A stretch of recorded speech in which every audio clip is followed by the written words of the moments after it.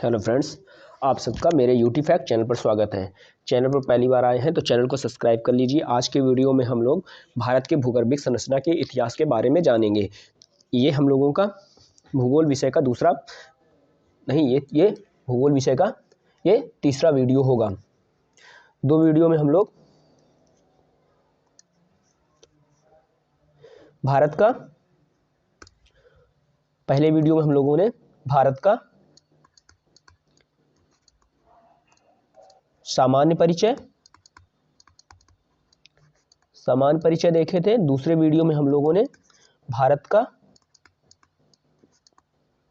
भौतिक विभाजन का अध्ययन किए थे। आज के वीडियो में हम लोग भारत की भूगर्भिक संरचना के इतिहास के बारे में समझने की कोशिश करेंगे। चलिए वीडियो को स्टार्ट कर लेते हैं।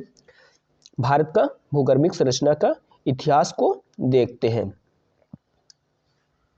जब हम लोग भारत के भूगर्भिक इतिहास का अध्ययन करते हैं तो उससे स्पष्ट होता है कि भारत में विश्व की प्राचीनतम चट्टानों से लेकर नवीनतम चट्टानें पाई जाती हैं। तो भारत का जब भूगर्भिक संरचना का इतिहास करते हैं तो भारत में प्राचीनतम चट्टानों से लेकर नवीनतम चट्टानों तक देखने को मिलती है।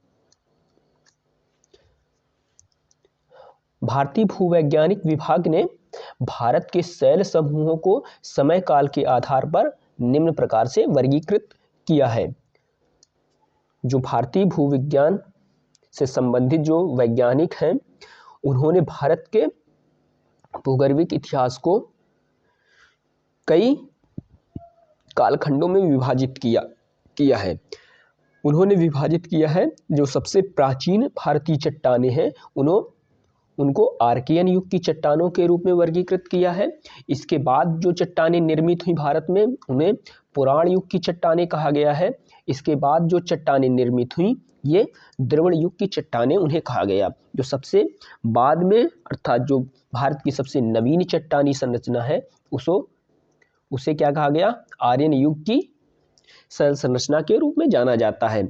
चलिए सबसे पहले हम लोग टॉपिक की ड्राफ्टिंग कर लेते हैं। इसके बाद हम लोग क्रम से सभी शैल समूहों का अध्ययन करेंगे। आर्कियन क्रम की जो चट्टानें हैं इसके अंतर्गत भारत की सबसे प्राचीन चट्टानें आती हैं। सर्वाधिक प्राचीन शैल अनुक्रम को आर्कियन अनुक्रम कहते हैं। विशुद्ध ज्वालामुखी मैग्मा से निर्मित है।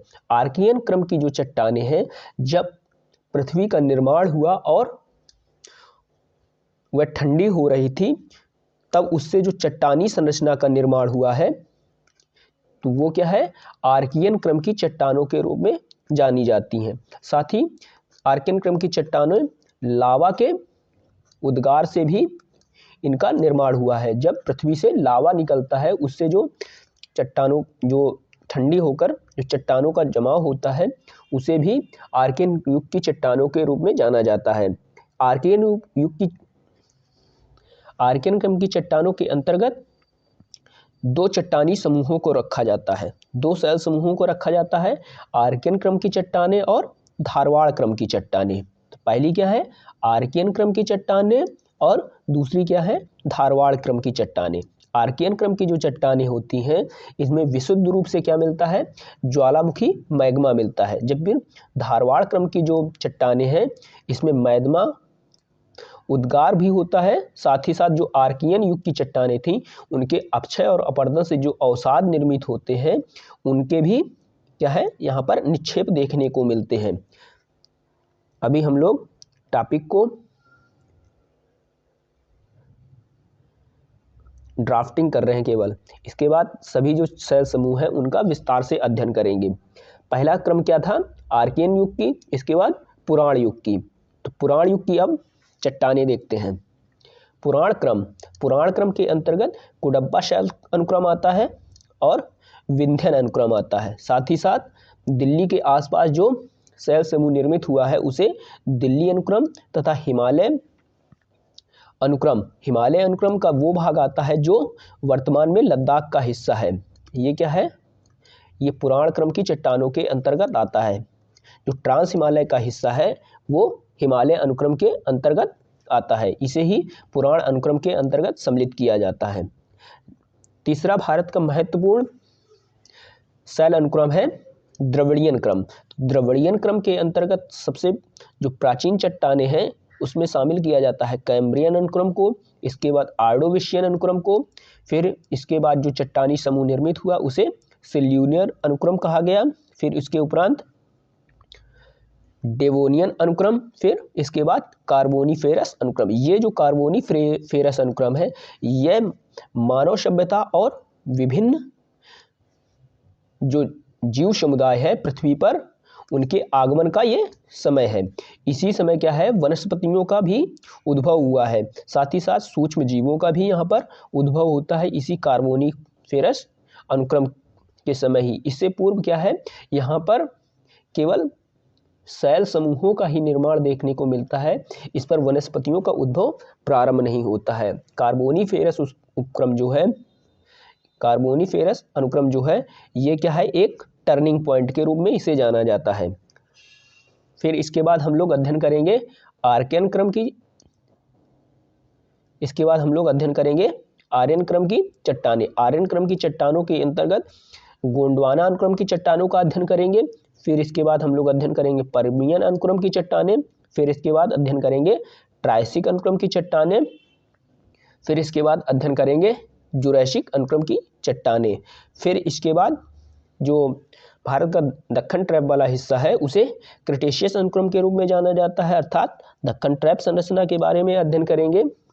फिर टर्सरी काल से संबंधित शैल अनुक्रम का अध्ययन करेंगे। टर्सरी मतलब तृतीय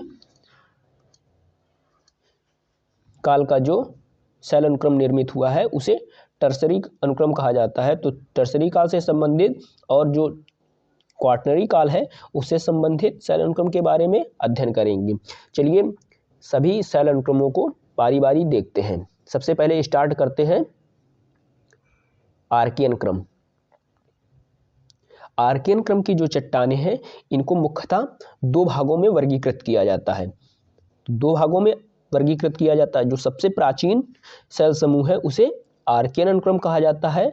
इसमें क्या है जीवन के साक्ष्य नहीं मिलते हैं। ये सबसे प्राचीन चट्टानों का समूह है। इनका निर्माण क्या है टेक्टोनिक संचलन के कारण हुआ है। इन अनुक्रमों का अत्यधिक विरूपण हो चुका है। वर्तमान में इनका जो स्वरूप है ये बहुत ही विखंडित और विच्छेदित रूप में देखने को मिलता है। जैसे बुंदेलखंड वाले क्षेत्र में क्या है ये अभी भी बहुत ही विच्छेदित और विखंडित हो चुका है, उस रूप में ये देखने को मिलता है। यही कारण है कि इन चट्टानों का वास्तविक स्वरूप सामान्यतः उपलब्ध नहीं है। आर्कियन क्रम जो है वर्तमान में अपने मूल स्वरूप में नहीं बची हैं। इनका क्या है अपक्षयन और अपर्दन हो चुका है।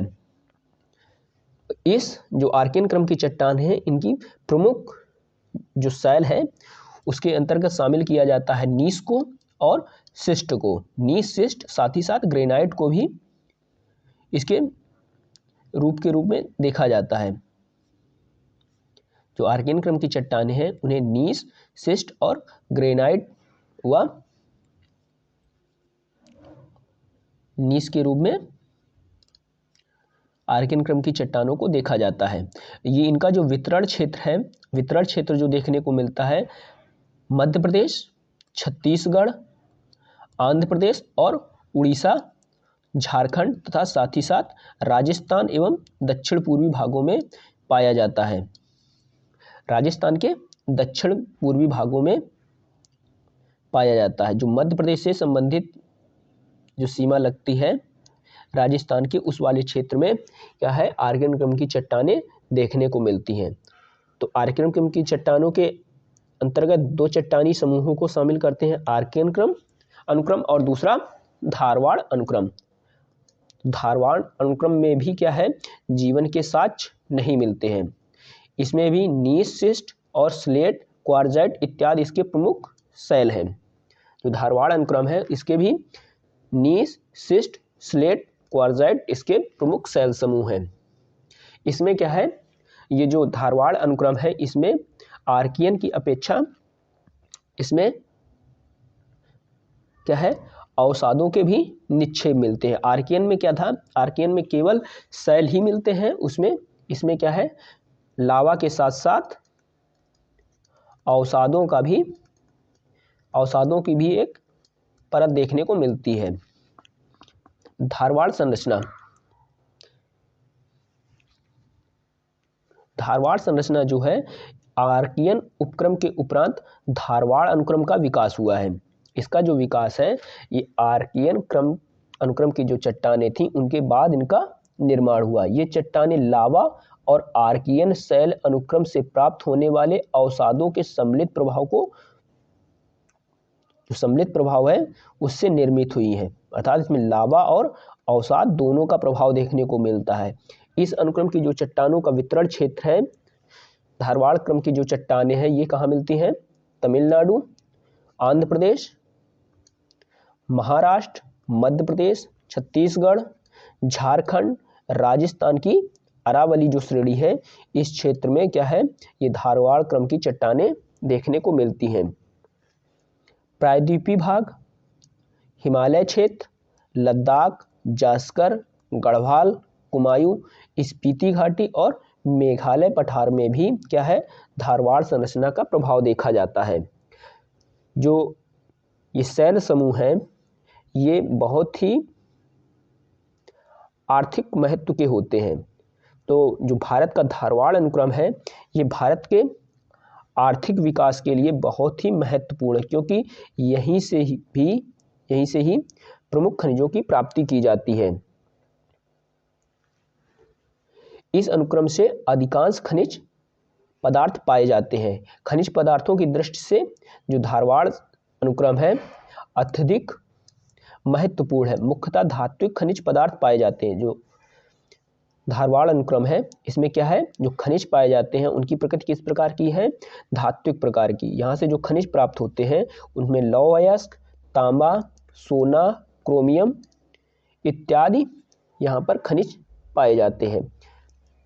नर्मदा घाटी में पाई जाने वाली संगमरमर युक्त चट्टानें, जो धारवाड़ अनुक्रम का क्षेत्र है क्या है, ये नर्मदा घाटी में पाई जाने वाली संगमरमर युक्त चट्टानें बालाघाट एवं नागपुर में मैंगनीज क्षेत्र, झारखंड व बिहार के हजारीबाग पठार में लौह अयस्क, अभ्रक क्षेत्र जो है सिंहभूम, ये सिंहभूम पड़ता है झारखंड में, मयूरभंज पड़ता है उड़ीसा में, मयूरभंज का लौह अयस्क क्षेत्र, कर्नाटक का कोलार क्षेत्र, केरल के धारवाड़ शैल अनुक्रम के अंतर्गत आने वाले परमाणु खनिज क्षेत्र इत्यादि प्रमुख क्षेत्र हैं।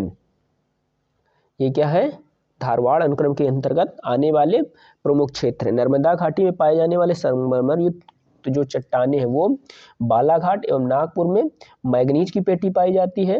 झारखंड व बिहार के हजारीबाग पठार में ये लौह अयस्क की पेटी देखने को मिलती है।